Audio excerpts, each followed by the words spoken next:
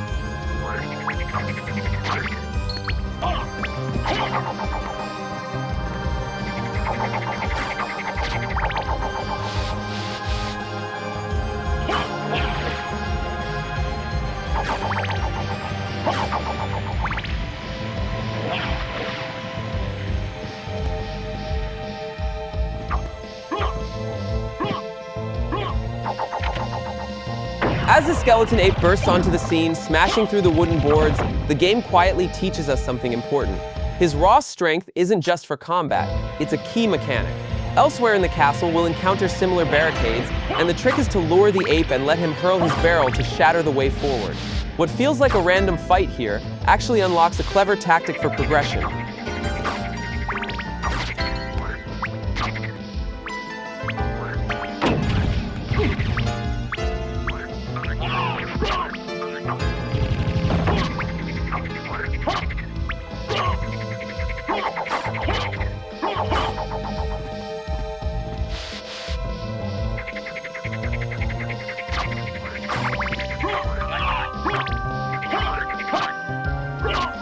With the skeleton ape in tow, we guide him straight to the barricade, using his barrel to smash open the path.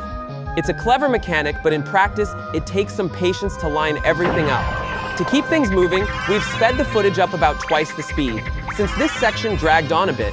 What matters is the result. The board is gone, the path is open, and our journey through the castle continues deeper than before.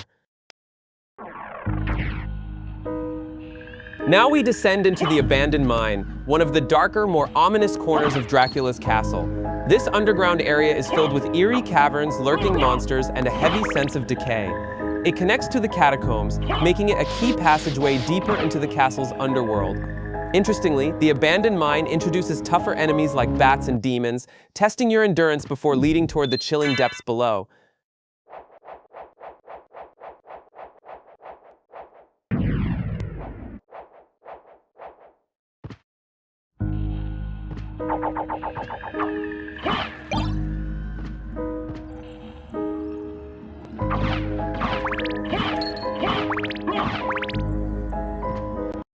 As Alucard delves deeper, a fierce growl shakes the castle. Cerberus, the three-headed guardian, appears.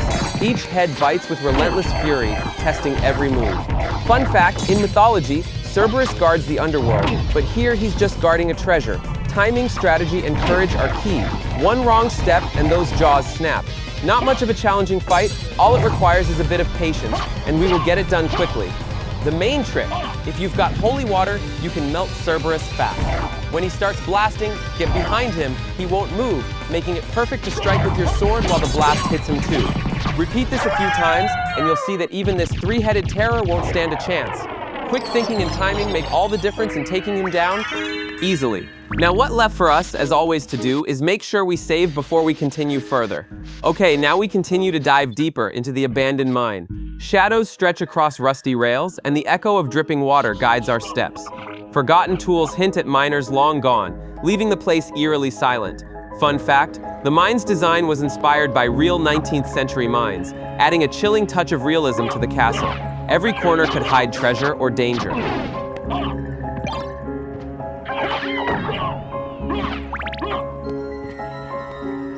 As we move forward, we encounter the Salem Witches, familiar foes not just in Symphony of the Night, but in later Castlevania games as well.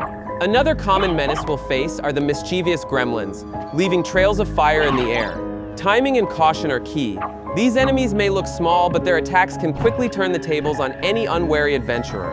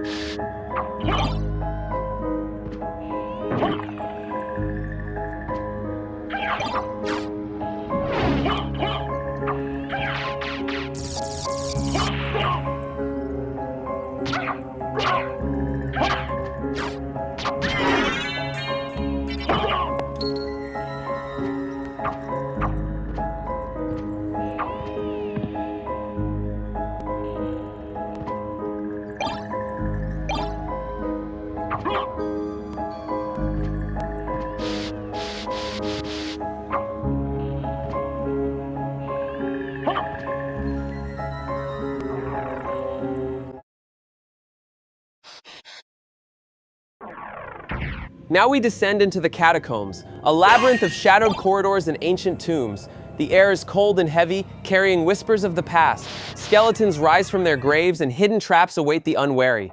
Fun fact, the catacombs were inspired by real European ossuaries, where bones were carefully stacked for centuries. Every step here is a mix of danger and discovery. Treasure and terror lie around every corner. As we explore deeper, the haunting soundtrack sets the perfect tone, each note echoing through the cold stone halls and raising the tension. Skeletons and traps test every step, but the real challenge looms ahead. A fearsome boss waits, ready to strike. Fun fact, the music here was composed to make every corner feel alive, blending eeriness and excitement, keeping adventurers on edge before the ultimate confrontation.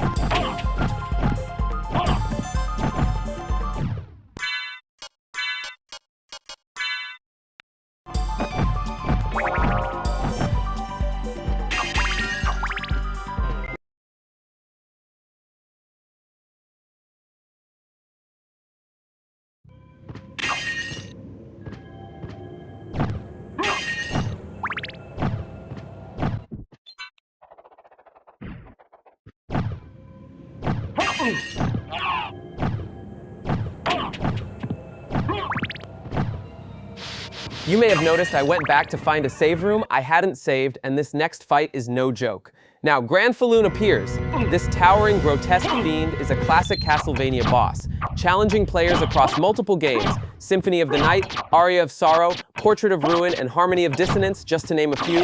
Timing, dodging, and patience are key to survive this fearsome encounter. As the battle begins, I was unlucky, armed only with the stopwatch to slow him down. A throwing axe would have made this fight much easier, cutting through his attacks with precision. Fun fact, Granfaloon's grotesque design is inspired by mythical chimera-like beasts, blending multiple forms into one fearsome enemy.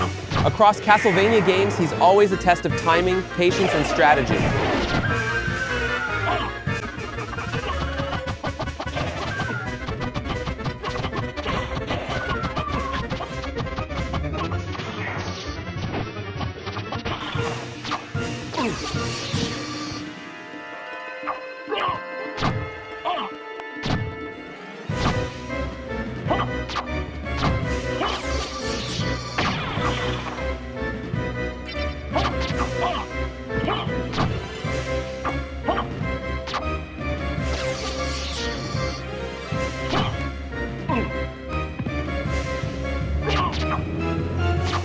With Granfaloon finally defeated, the path clears and we can press onward.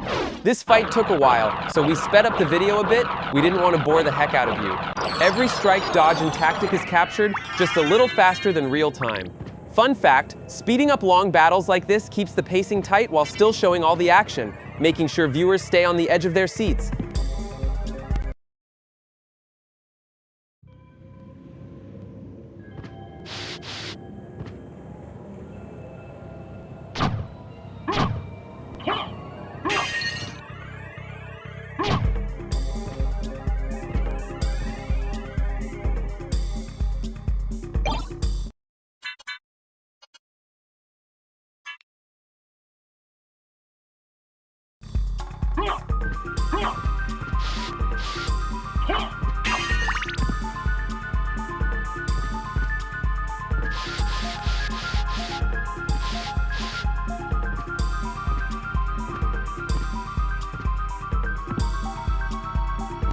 And that is it, folks. Thank you so much for sticking with us. We are grateful. Next part is coming on Saturday. Make sure to stay tuned, smash that like button, subscribe, and we will see you later.